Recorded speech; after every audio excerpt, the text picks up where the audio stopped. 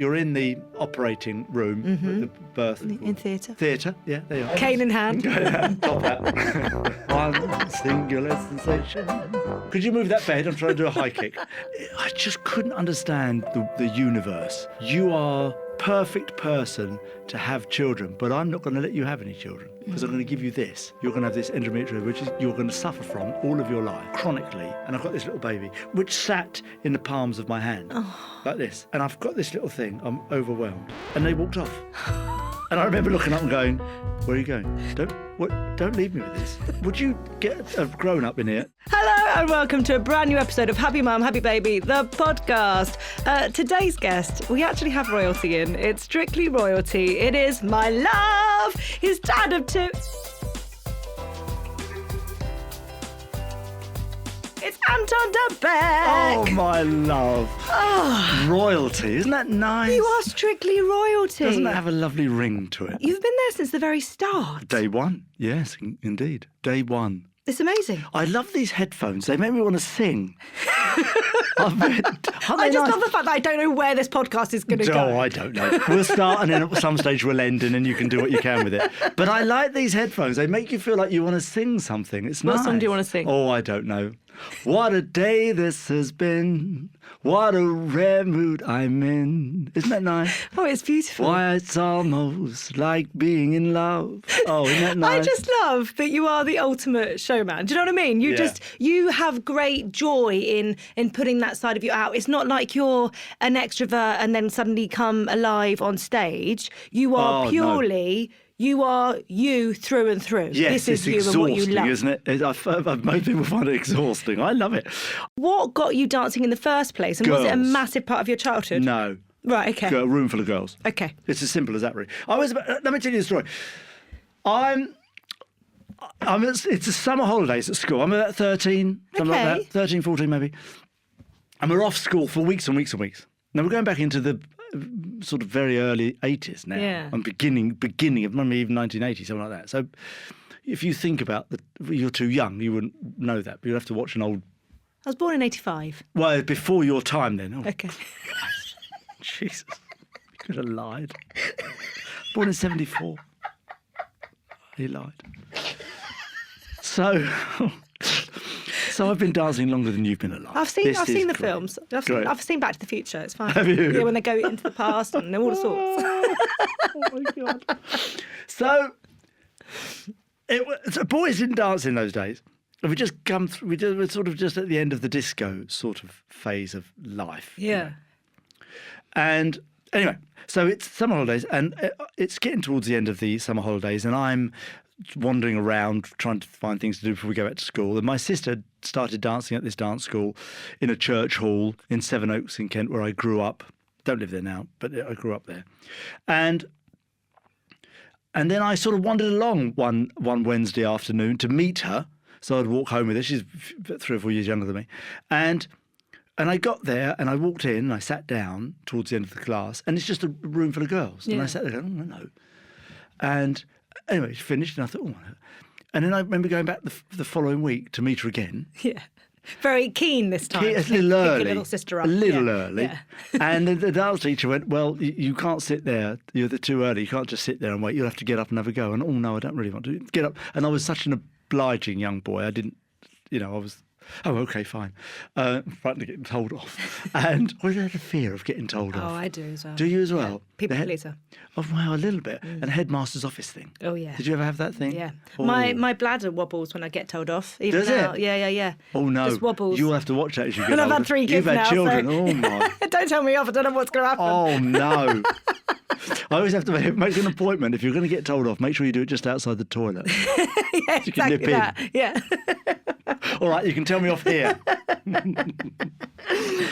So I went along and I immediately loved it. Yeah. Do you know what I loved? I loved the form of it. I loved the idea that you had to step forward on the right foot diagonally to wall, and then and I've always loved Fred Astaire has been my great hero. Fred Astaire and Brucey, really, have always been my great heroes. Yeah. And the idea of dancing only made sense to me if I did it with a partner. Mm-hmm. Solo dancing's fine, but it gets a for me, it gets a bit dull Yeah. pretty quickly. I've seen everything you've done here. It's great. You're sort of repeating yourself a bit. Yeah. So with a partner, it suddenly everything gets involved. You have narrative suddenly, the steps of the steps, the musicality, the form, the relationship of the two bodies, the story starts to unfold of what you're trying to do. So it becomes a huge thing. Yeah. Dancing on your own is great, and I love it, and it's impressive, and I do it.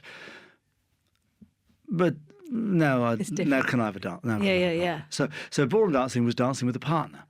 Ballroom and Latin American dancing with a partner made sense to me. Loved it, sort of immediately, and did it sort of well enough early on that I was not so awful I couldn't go back, or not so great that I thought I'd cracked it. Right. So I was all right. Always. Yeah, so I can do better at this. Yeah. So if, when I first took my first ever medal, in those days you had passed, commended and highly commended. And I got commended. Perfect. Yeah. Perfect. Because if I got passed, I'm not very good at this. Yeah. Or if I got highly commended, well, there's nowhere to go. Well, and there's a pressure then. Commended. Yeah. Brilliant. Right, let's go again. And there was a bracket in commended, so anywhere between this mark and this mark. Yeah. So you could be sort of commended, but on the lower side, or commended on the higher side. Yeah. And I can't remember where I was, but I remember the second one I took, I got commended again. The second medal I took, medal exam I did, but I was slightly better. Yeah. Oh, I did it, but I still haven't cracked it. Great, let's go. And then as time went on, you sort of do better, and then you start getting into competitions.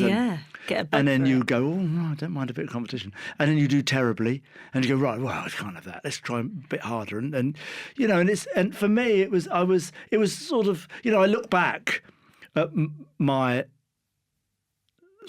life, if you like, not that's a bit too dramatic, but just my dancing sort of career and the trajectory of it, and I think it was perfect for me. Yeah. Do you know, if I could have changed absolutely. anything, I would I could have done it a bit better, a bit quicker. But you change any part of the path, and then you're you not sat in this chair now. You know what I mean? Do you know it's what? Kind of... You're right. I wonder as well, because I never won the world championship. Shirley won a world championship. I didn't win a world championship. Now I wonder if I'd won a world championship, or if I was the world champion when Strictly Come Dancing, because I was competing when Strictly started. Shirley had been long retired, so she came in much later. But when I started, I was still competing. Erin and I, we were in China at the time competing when the phone call came and said, we'd want you on the show. We'd been out in China for a few days doing a big competition out there. And that was our life, travelling around competing. And if I had been the world champion at the time and they said, come and do Strictly Come Dancing, I would have probably said no. Really? Well, because we didn't know what it was. Yeah. And I'm the world champion, so I've got other fish to fry here. Yeah. I've got another thing I've got a career here that I need to. I'm forging ahead on. And I'm the world champion. Strictly Come Dancing. We don't know what that is. Yeah. This might affect my career as a professional, world champion and moving forward. And what is this? I don't know what it is. So I might have said no, but I wasn't a world champion. I was in the upper echelon of it all. I was one of the top dancers in the world, competitive dancers in the world. But it's interesting. Again, isn't it funny? It came at exactly the right time. Yeah, absolutely. For me. Yeah. My age, I was mid-30s. I know you're struggling to believe that because I'm obviously mid-30s. Yes, I thought you were 30 now. Now. What's going on? I know, what's going on. And nice of you not to say that out loud. Only to keep it in your own mind. So it was perfect. And it's a bit like Len. Len and I used to spend a lot of time together and we played golf and stuff. Yeah. And he was 60 when he started Strictly Come Dancing. So he was a fully formed character. And he was funny and brilliant and quick-witted, but that was Len. Yeah. I worry that somebody who does it when they're 22 doesn't have it's quite a thing to be thrust into. Yeah, absolutely. You want a bit more life experience, I think. Being settled in who you are. A little bit, yeah. And I mean, you can, it's fine, but I think you have to remember to take it gently. Yeah. My advice to anybody who comes on Strictly Come Dancing, any of the young pros who come on Strictly Come Dancing, is just take it gently. Yeah. Just work your way along, and if you stay on it for a few years, then you start to build and develop, and it will be fine for you. You'll be okay. You'll develop your personality, and but don't try and smash open the front doors immediately you walk in and go, look, I'm here. Yeah. Well, that's only going to ruffle some feathers. Well, that's hard to sustain. When you were, when your career was taking off and you were dancing, did you ever think ahead to the future and kind of go, I'd like to be a dad one day. I'd like children in my life. Do you know, that's interesting, really, because I was very focused on me. And you sort of have to be, really, to try and improve your life. Yeah. But also, I've stumbled into this thing called ballroom dancing. I'm now a dancer, but I'm a competitive dancer. So, and in order to build a better life, you had to win or do better.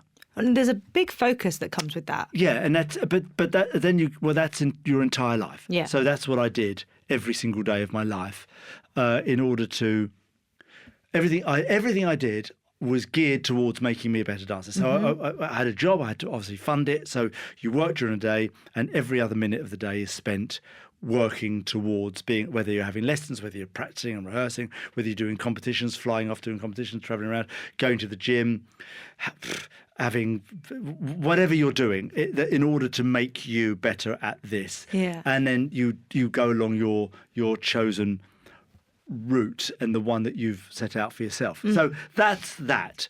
And then, fast forward years later, Strictly Come Dancing comes along. Now it's mid-30s, and I'm not. I don't have a long-term girlfriend. I'm not married. Yeah. I'm not married. Would have sort of covered both of those bases. Wouldn't it? I'm married. I've got a long-term girlfriend. What? I have no plans to have children, but I did have this attitude in the back of my head that if I did have children, it would be with the person I'd want to spend the rest of my life with. Yeah. That for me was paramount, interestingly. And when I met Hannah, I realised that was it.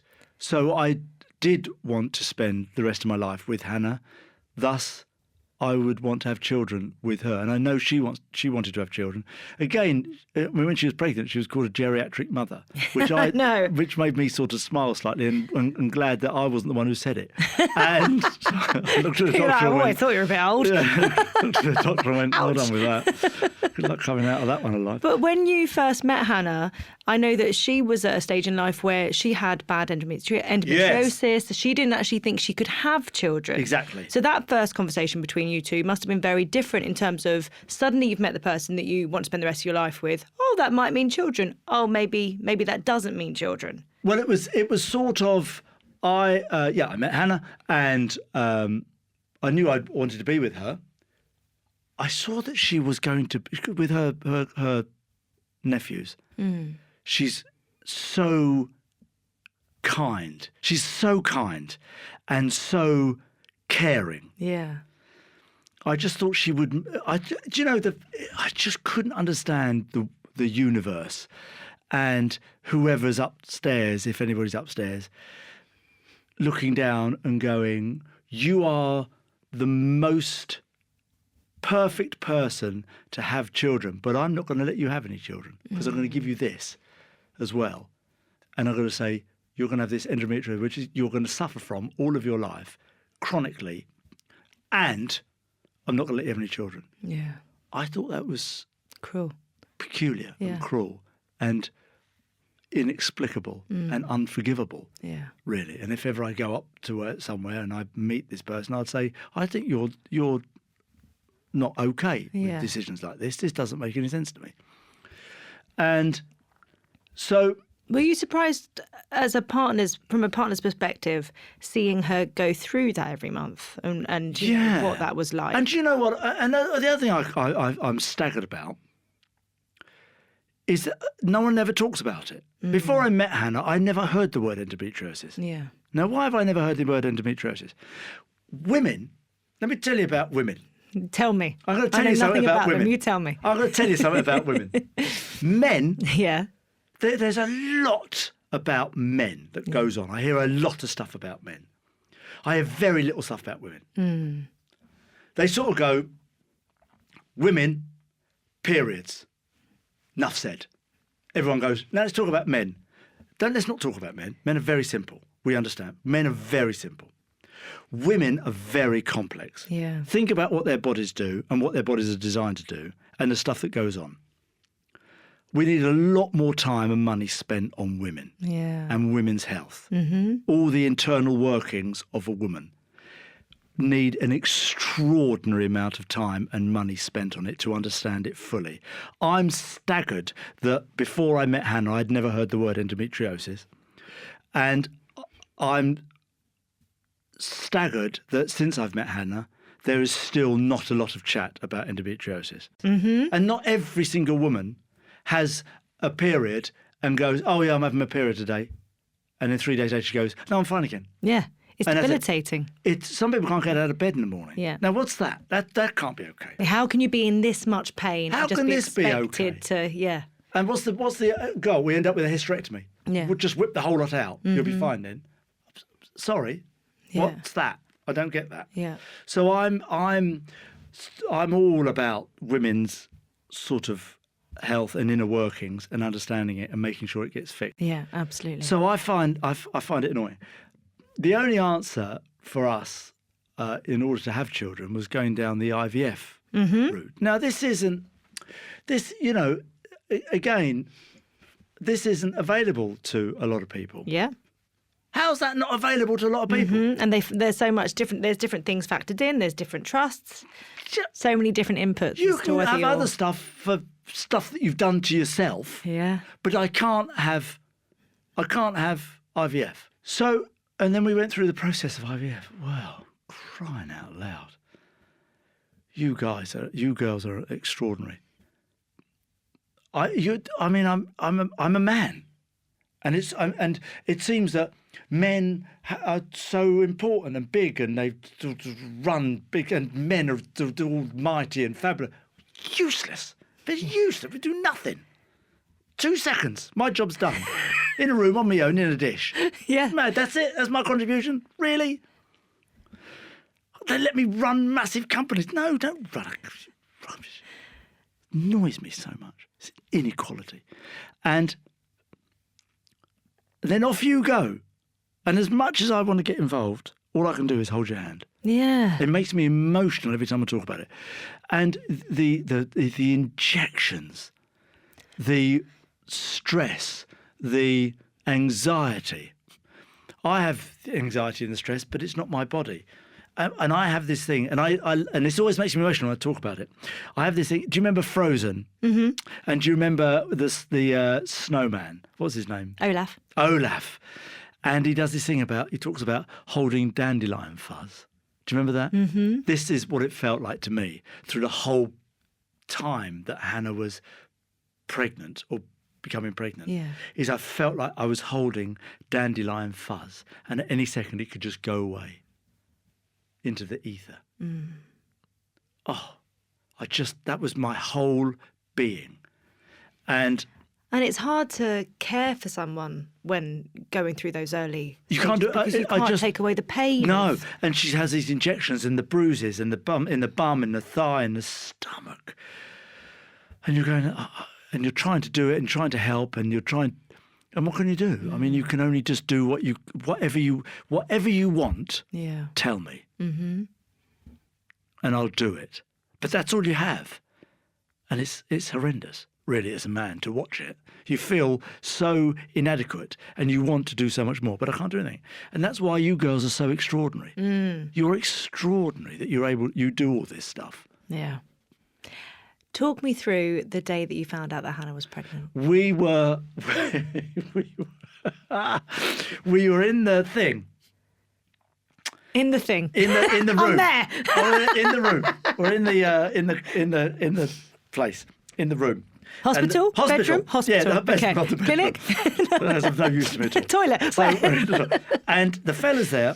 And he's Doctor? Doctor. And he's got the what do you call it, where you stick it and you have a look around. Yes. The camera thing. Yeah, internal yeah. camera. Yeah. And he's going, look that, and he's going, and he goes, oh, there's one heartbeat. And I go, wow. And he's fiddling around. And then he goes, oh, there's another heartbeat. And I was stunned. And I went,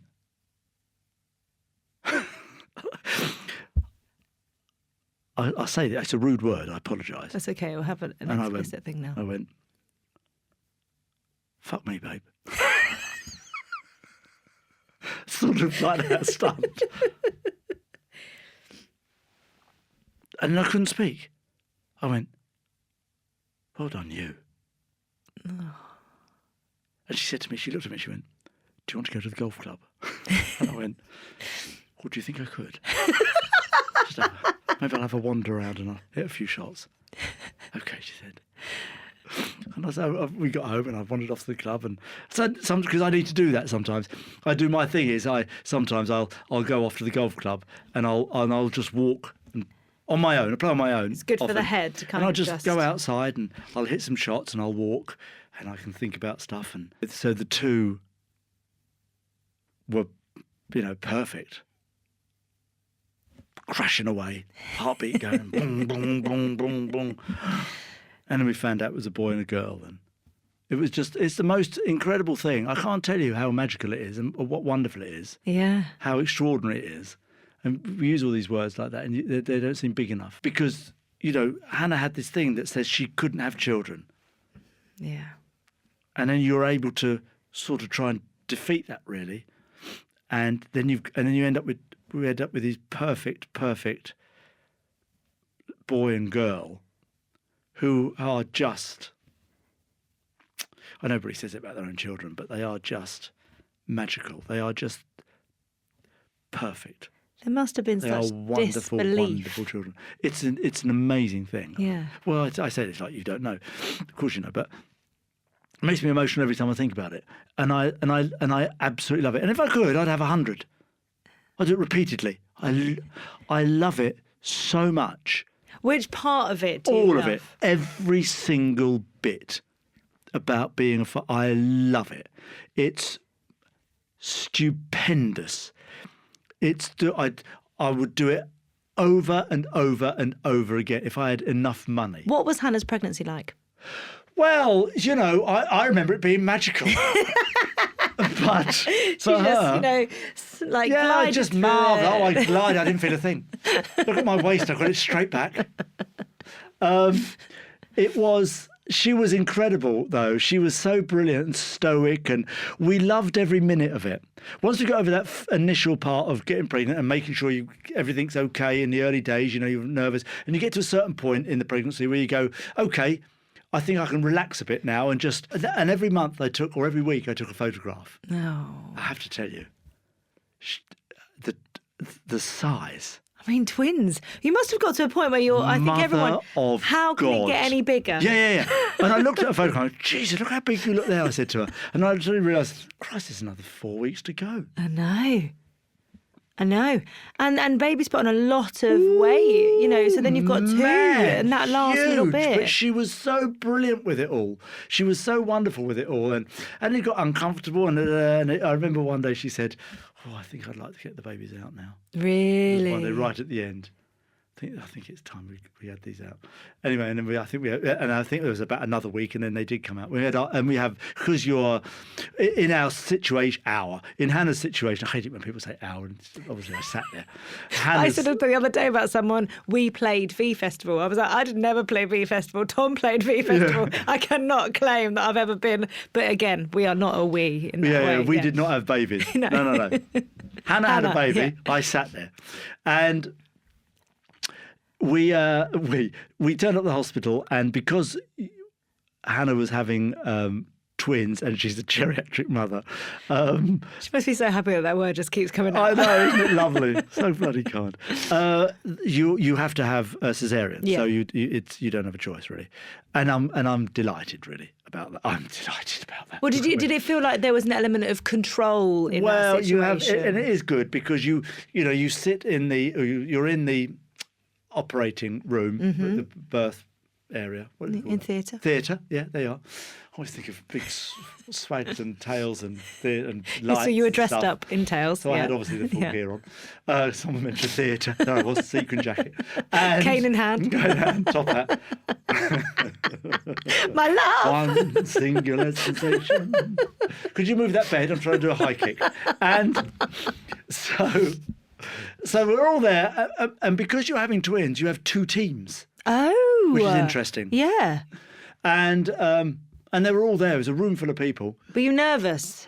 Yes, of course. I was nervous. I was just sort of there, being useless, and just being there. So I was there, and Hannah was incredible and brilliant, and wonderful and lovely, and And you were there. I was there, holding hands, and eventually they went da da da, and then they got the first one out Did you look at the down the far end. Yeah, did you look at the no, C-section? No. I don't think there's certain things you don't need to see. You don't need to see the inside of your wife. It's lovely and all that, and I'm delighted. But let's. Are you squeamish? No, but I think I'd be in the way. There's no need for me. I'll see. Let's see her liver. Let's have it. Oh, interesting. I had no idea. So I'm up there holding hands and whatever it is, and then suddenly this nurse or midwife or something handed me this thing, baby. And I stuck it in because you have to stick it in your shirt. Yeah. So I stuck it in my shirt like that, and I've got this little baby, which sat in the palms of my hand, like this. And I've got this little thing. I'm overwhelmed, and they walked off. And I remember looking up and going, "Where are you going? Where are you going? Don't leave me with this. I've literally no. What are you talking about? Just." Would you get a grown-up in here and take this? Tell me somebody who knows what they're doing with it. Could you come and thank you very much. Don't leave me with it, mad. No, what are you doing? But it was, I have to tell you. And then they go away and do whatever they need to do, and then they come back later. And It's the shock of it, isn't it? And I don't think there's anything quite like a fresh newborn. It's very different to a 2-day-old newborn that you might have seen around a friend's or a relative's house. It's very different. And then there's nothing I can do here. Yeah. Other than mess it up. So I've got this baby next to me against my skin, which is extraordinary. And my earliest memories, but I just remember all of the time having my shirt open or taking my jumper off or whatever it was, and then putting one of the babies or both sometimes on my body, on my skin. That is the most incredible. They're just lying there on your chest. Yeah. You're sort of lounged back in a chair or whatever it is, lying there, and then you just have this baby on your body. I mean, there must have been a moment when they were both in the world that you suddenly were like, oh, that's a very, like, the reality of having twins. It's one thing to have, we're having twins and they're, in your tummy. Well, but when they're there, I mean, the whole thing really was from the moment Hannah was pregnant, really. Yeah. I felt, what can I say? Just the only thing I can describe is that sense of, the dandelion fuzz, really. I've just felt everything was... So how did it feel really, then to suddenly know that dandelion fuzz was there and solid? Well, again, I felt the same way, really. I felt suddenly, again, it was all, gosh, really little, and now your whole life is, everything about you is just there to protect, look after, do whatever, do what you're designed to do, really. Yeah. And what was it like leaving the hospital? Oh, they were there for a week. Well, because you were mid-tour. I was coming to the end of my tour. Yeah. So we had them, look at me. It's all right. We'll forgive you. Hannah gave birth on the Tuesday. Yep. I think it was. Monday. There on the Monday. The Tuesday I had a show. Oh, my gosh. Wednesday, I didn't have a show. Yeah. I came back. Thursday, Friday, Saturday, I think, I had shows. Yeah. Sunday, I came back. Yeah. Hannah's still in hospital because the little one was a little. So it just needed to, so Henrietta, we call her Rara, because George, when he was little, couldn't say Henrietta. He called her Rara. So she's Stuck. called Rara. I love that. And so she was a little. And she, so we just needed to make sure. And they kept having to take blood tests. Pinprick their heel. Yeah. You know, and just get a little, Yeah. But, you know, I maintain that week in hospital was a bit of a blessing, really, because Hannah's got 2 babies and she's trying to, and she's got, a new wound and she's trying to feed these. I mean, horrendous. Yeah. But of course, you're only a button away from going. And the reality is reality. If you were in that same position at home. Yeah. What was it like and I for wasn't you? there. What was it like for you leaving on the Tuesday? Oh, horrendous! I didn't want to leave. Oh, of course I didn't. But I had those last few shows to do, and I knew she had to stay in hospital. So fine. And Granny and Granddad could come down and stuff, and Hannah's sister came down and stuff. So, but they can't do much. But it was the best place for her to be. But I feel like when you've got a newborn, your head's in a bit of a spin. Do you know what I mean? You've just gone through this monumental thing and seen these babies arrive into the world, and then all of a sudden it's like a spin. Now I've got to go off. It's a spin and you've not had a spot. But I just maintained the thought, whatever I felt was worse for Hannah. Yeah. So you sort of get over yourself. Yeah, you know what I mean? yeah. Yeah, I knew where I wanted to be. Yeah. But I do have an obligation to be here. Yeah. You could say I've got a greater obligation to be with my wife, but I do. And but also, was there a nice thought, like the sense of knowing that by the Saturday you were done? I was done, so you're and doing then this. I was off. I had no shows or anything planned for about 2 months. Yeah, it's just that, like everything, really, you just got to get into it, and once you get a bit of a routine sorted, you can sort of get on. But babies don't do routine. I mean, there are some trains of thought say, get them into routine straight away. Babies don't have routine for, was it 12 weeks or something like that, or 16 weeks? I can't remember how many weeks it is, but there is a period of time where you're just going with the flow. Baby time. Yeah. And you just do what it is. They don't But know the wonderful day from thing night. the wonderful thing is that because we both loved it so much, we didn't care if they were up all night. Yeah. Or wandering around at 3 o'clock in the morning with a baby. We didn't mind. Yeah. It was fine. We didn't care. Because 2 things. 1, it won't last forever. Yeah. And 2, it's, what else are you going to do? Yeah.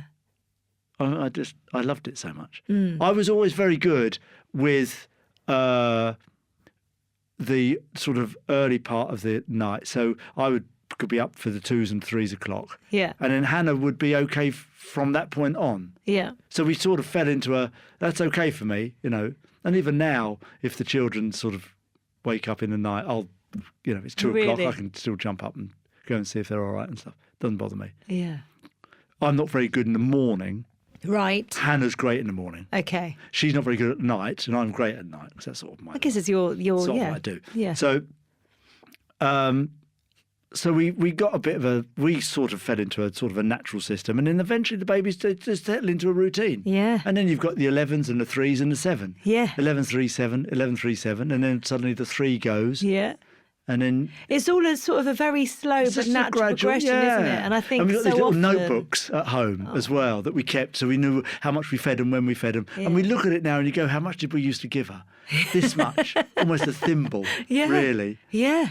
And I think him when as you're well. in it and they're waking up every hour, it can feel like it's going to go on like that forever. Yeah. But actually, when you look back at those notebooks, you're like, oh no. It's very short. Actually, within the space of 4 weeks, it changed, and then another bit it changed. You do get your sleep back eventually. Oh, yeah. And, and at the end of the day, if it all goes horribly wrong, boarding school. From the age of 2. How have you found having twins? Because obviously Brilliant. they are twins, but they're a girl and a boy. Yeah, I don't they're think very of it. different. Don't think of it as twins, really. Yeah. Never think of them as twins because they're not identical or even the same sex. Well, it's just George and Rara, really. They're just a little Your boy and a little children. girl. Yeah. And you say, oh, the twins. And you go, oh, yeah. Because they also go to different schools as well. They go to So different are schools leading currently. different lives. Yeah. They're Very own individuals. close. Yeah. They're very close. They're still in the same bedroom at the moment. Oh. So, which is lovely. And again, as is with everything, so anybody who's having children or going to have children, and let me tell you this, whatever happens, everything that you're going through now, it will end. So everything about it moves forward. Yeah. So you won't. Eventually, you won't be getting up at 3 o'clock in the morning. Eventually, they won't be in the same bedroom as you sleeping. They'll move, and when something ends, it never comes back. Yeah. So whatever it is that you're doing, and you go, oh, I hope they do such and such for 6 months and then come back. No. Yeah. Because it all moves on, doesn't it? Yeah. So once they do go in their own separate bedrooms, they won't suddenly go back into the same bedroom. I always have that thought of one day I'm going to pick them up and it will be the last time, but I won't know it will be the last time. Exactly. Yeah. I always say this. How old are your children? My children are 7. Oh, it's the best age. And it is the best age. It's the best age. But then 6 was the best age. But then 5 was the best age. 4, the best age. It was all the best age. Yeah, for different exactly reasons. Exactly that. Were you already writing books before the kids came along? No, I think Hannah might have been pregnant, or we were going to have children. Yeah. And I went to see a publisher. That was what I wanted to do. And the publisher went, well, no, not really. I don't think anybody's going to believe it. I said, well, I've got twins. Either coming or I've just had. And I want to write a children's book. Yeah. Because I just felt I wanted to do this story. I loved it. I had this little story I wanted to write. They went, no. Well, fair enough. Anyway, and then I had this idea for an adult book. Yeah. Sounds like erotic fiction. And a grown-up book, which was a story, which was basically the story of my life without being an autobiography, really. Yeah. But it was a fictional story. But it was just, And I went to a different publisher actually, and said, "Listen, I've got this idea for a story," and they went, "Oh, we love that." And so I started with grown-up books. Yeah. And now my children's book has just come out last week, a week before. It's a completely different story to the one I had, but it's based on twins.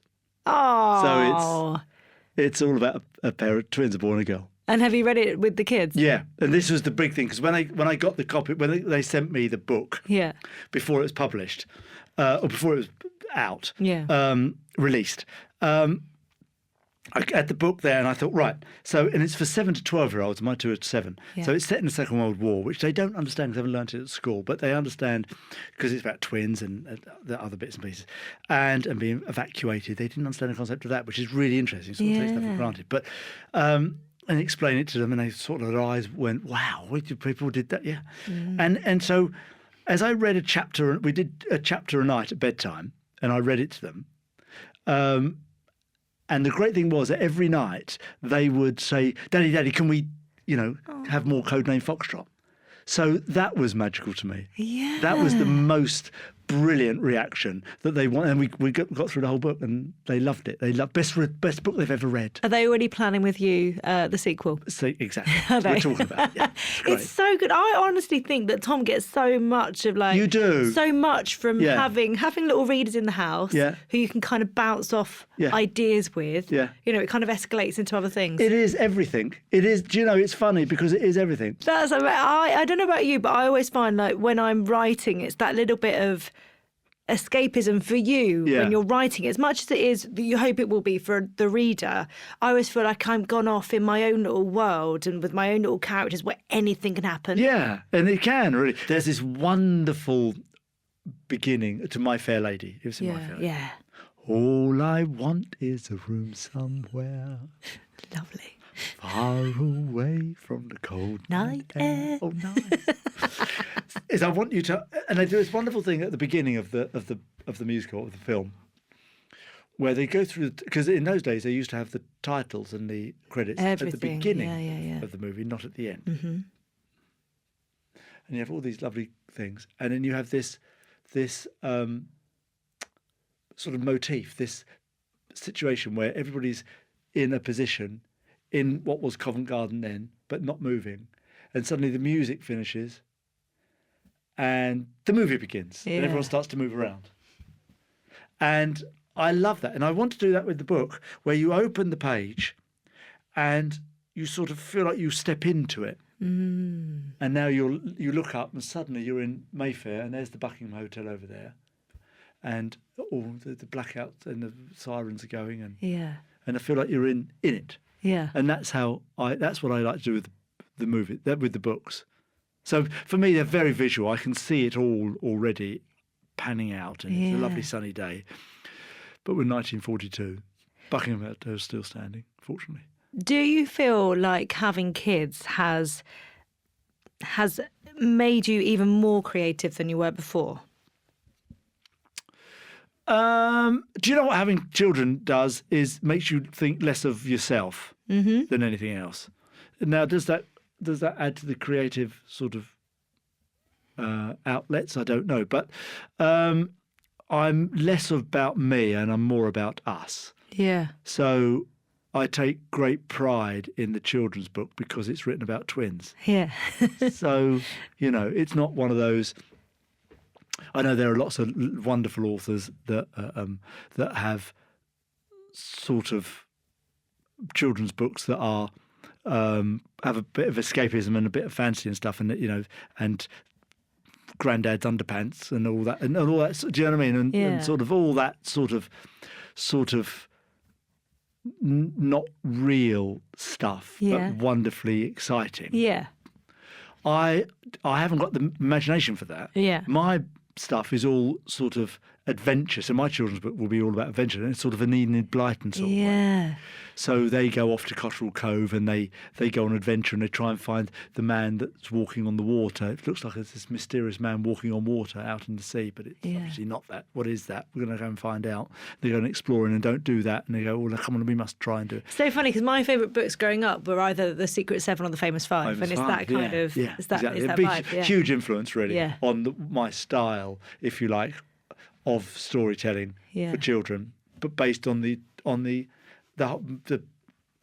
principal characters of the twins. Yeah. Based on my twins. And that, would I have been able to do that without the twins? Probably not. It would have been something else. Yeah. I'd have probably gone with a picture book as opposed to a chapter book. I like the idea of, I'm going to see if I can talk them into letting me do a picture book. Because I like picture books. I mean, we grew up reading, with the children. Yeah. That's what we did. Julia Donaldson's wonderful. Absolutely. Gruffalo's and all that. Yeah. They're my favourites, really. Stickman, beware of the dog. They're so good. And I loved when the animation comes out of like the Gruffalo's child, and you're like, oh, the Gruffalo's Scottish. Okay, let's run with this. All of a sudden, bedtimes just go to another level. The kids just keep going, can you not do the voice? I'm like, but come on. There's different characters here. We need some differentiation. They don't like my reading sometimes. I get a bit too excited.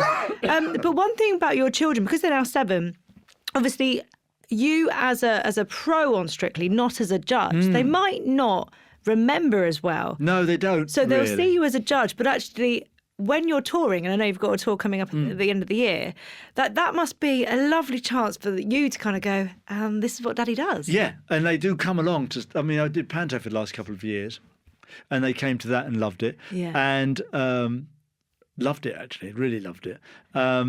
Interestingly enough, I wasn't quite sure how much they would, but they did. They loved the Panto. This year, and because I'm not doing Panto this year, I'm doing my own show, a Christmas show. Right. Because doing Panto, it's a long time away from children. I miss the whole of Christmas. Time, the whole of Christmas goes. Yeah. 2 shows a day, every day. Yep. So before and after Christmas. So I don't see them at all. And we made the decision this year that, Hannah and I, at the end of last year, that we would not do it for a while. Yeah. And the tour's October, November, isn't it? So my tour now is October, November, December. So I start off in October doing sort of it's my one-man show. Yeah. And then at the end of November into December, so literally 26th, 7th or 8th of November, I flip it into a Christmas show. So it becomes just Christmas. You're Everything like is Christmas. Disney. Disney go from Halloween to Christmas overnight. That's what me. you're going to do. I'm Halloween to Christmas. Let it snow, let it snow. Do you sing in your shows? Yeah. Oh, Anton. Yeah. Song, dance and chat. Yeah. The Christmas show will be mostly song and dance. Right. Probably won't have any chat because it's Christmas. And get the audience up and singing and doing some carols. And that's lovely. we'll do some... So you're going into a really busy couple of months. Yeah. You've got Strictly, and then you're doing you're doing your tour. Doing a tour. And then you get the new book coming out at the end of the week next week after. Yeah. Yeah. It's amazing. And No, the kids will go but along. yeah, the children love it. They come along. They come and see me in the theatre. They enjoy it. You really hope that they love what you do because it makes it more special. Yeah. It makes it special when they're there, and you want them to be there because they want to be there, not because you forced them. Can't get childcare, so you come into the theatre with me. It's so funny though, isn't it? Because I hear so many amazing tales, especially like years ago when you're allowed to have your kids backstage during the show and everything like that. And I hear such amazing stories from the children that are now grown up, kind of going, "Yeah, I used to do this and this, and you know, the techies let me used to do do this." And like, there's so much. We're very lucky. We work with some amazing people and some really fabulously talented people. And so for your children to sort of be around that and see it and meet lovely people. Yeah. And especially when they behave nicely, you go, "Oh, right, lovely." And it's nice, isn't it? Yeah. When they don't, you go, "Shift in the car." But my children always behave beautifully. Of course they do. Yeah. It's nice because it's wonderful experiences, you know. Yeah. And they're fabulously interesting and fabulous people. Yes. Look who I'm sitting next to now. Look how gorgeous and wonderful you. Well, my children would love this. Oh. Anton, is fatherhood what you thought it would be? Better. Is it? More expensive, but better. No, I'm joking. Better. You're not joking. Well, it is. But it's money well spent and worth every penny. But it is wonderful. I love it. I have to tell you, I love it. I would do it over and over and over again. Is that a conversation that you and Hannah ever had? Yeah, we have. We have had, but we won't do anymore. Yeah. It's a lot. Also, we're too old. I know. At that point, you can go, "No, 35 is not too old. You're rubbish. I'm ending this immediately." And I've got to end the podcast because Anton's actually stormed out. He's walked out. I got to look. I'm too old. And you went, Tell us something else we don't know. You literally went, "Yeah, you're right. You're too old." You were too old the first time, some might say. No. What do you mean I was too old the first time? Well, what is that? Because obviously, were you 50 when 50. What was that like? Obviously, you know no different. I am a machine. You are. You have to remember, look at me. A thing of beauty. All right. Yeah. Now you're back on stage. Mm-hmm. Okay. All right, I'll stay. Okay. But I've always been in shape. And and you go, "What's he talking about?" My daughter spends most of her time cartwheeling. Yeah. So I have to do cartwheels Yeah. and handstands. Mm-hmm. Now, I'm lucky because I've always done that. Yeah. But if I hadn't have always done that, to start cartwheeling and handstanding at 58. I'm amazed. It's probably not advised, actually. No, you'd be advised against it. So it was the perfect age for me and Hannah to have children. Yeah. Because we're a bit older, a bit more settled. We understand a bit more. And it was perfect for us. Yeah. It's the best age. If I had tried to do this when I was 30, Yeah. it would have been useless, really, because I'm in the middle of something else. Well, it's like we were saying earlier as well, if you change one part of it, you don't know what the situation would be now. If people say to me, "Oh, we're thinking of getting having children maybe in 5 years." Yeah. My advice to them is do it now. Really? Really, do it now, because every time, there isn't a perfect time to have children, is it? Because in 5 years' time, you might go, "I'm in a worse situation than I was 5 years ago. What are you going to do? Put it off longer?" No, just do it straight away. If you want to have children, do it. Yeah. As long as you've got somewhere to live. Mm-hmm. I'm in a tent. Probably not yet. But because it's hard, being pregnant is difficult. Yeah. Because you're pregnant. So don't suddenly go, oh, we're going to renovate our house and I'm 3 months pregnant. I wouldn't do it yet. But every moment is the perfect moment to be pregnant, or to get pregnant, or try and have children, because it's the most wonderful thing you'll ever do. It's the best thing you'll ever do. And I know that's not okay for everybody. Everybody has their unique situation in life, and it might not be perfect for somebody. But if you're choosing to have children and you're thinking about having children, then do it. Don't put it off for some reason. Well, and that's the interesting thing about you and Hannah. It's not like you ever put it off. No. You just found yourself at that point kind of going, we're ready. Okay, we can have children now because we've found that we can do IVF and this is fine and blah, blah, blah. So that was, we'd found each other. And also, I've got to say, for Hannah, the term geriatric mum, that's such a young age that the word geriatric even starts and I know it's a medical thing, ridiculous. really. We're not being unkind. It's medical. It's a medical profession. Yeah. It's ridiculous. I think 25. It's 35 that you suddenly become a geriatric mum. Idiotic, yeah. Ridiculous. But there was a period of time once when if you got to about 40, you were told you don't have children or can't have children. And we had Tana Ramsey on the other week that's had a baby at 48. Yeah, amazing. And that's incredible. Yeah, amazing.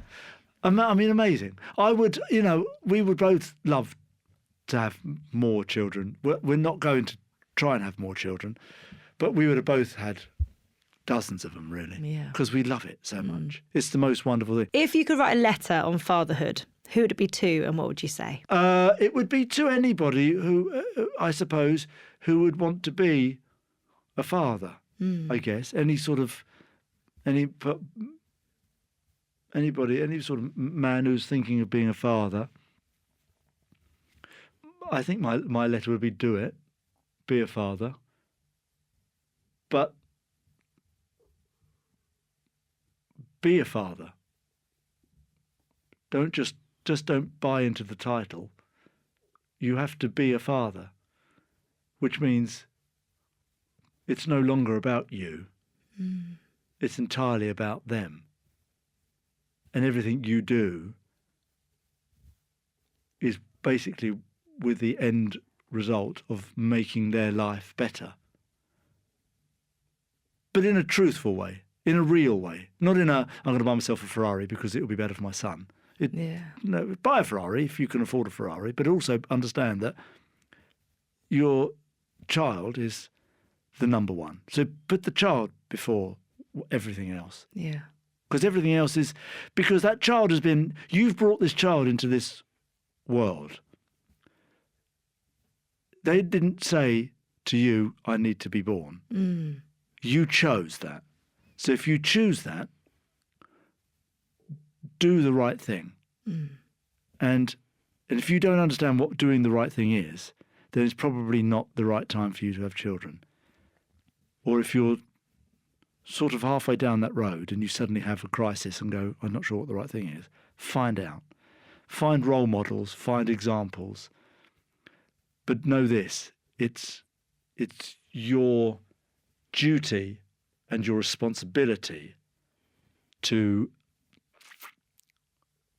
look after, to take care of, in a complete sense, of this child. Because they are the world. They are everything. Oh, that's lovely. That leads us really nicely into the final 3 sentences that you're going to complete. I thought we were going to start with this. I thought we were going to go into a song. You are the one. You are the future. I don't think I've ever had anyone sing quite so much in a podcast episode than you. I'm here for it. Right, 3 sentences. You are going to complete them. Good luck with that. Well, you already started this one, actually. Okay. Being a dad means? Everything. It's the world, isn't it? It's the greatest thing in the world. It's the best thing I've ever done. Although I didn't do anything. We've established that. It's the best 15 seconds of my life.